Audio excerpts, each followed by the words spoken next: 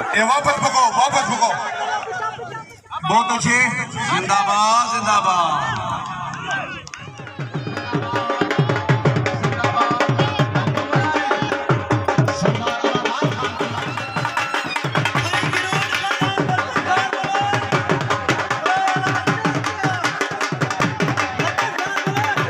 तहसील परोए दे विच नई वेला दे मकान ते शुरू कीता है।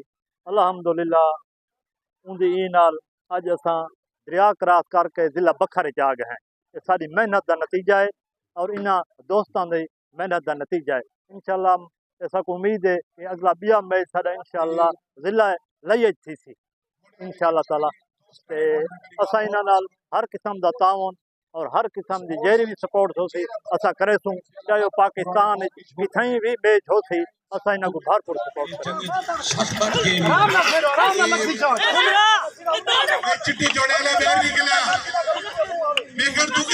तू अलूंगी यार बैरू निकल यार। मैं सबसे पहले इस प्रोग्राम के अरबाब इख्तियार का शुक्रिया अदा करता हूँ।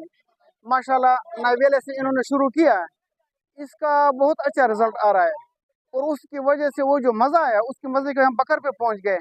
और इंशाल्लाह मैंने पहले भी ताउन किया था और इंशाल्लाह बाद में ताउन करूँगा और मुझे इतना ज़्यादा मज़ा आया कि इंशाल्लाह कोई मैच मैं मिस नहीं करूँगा।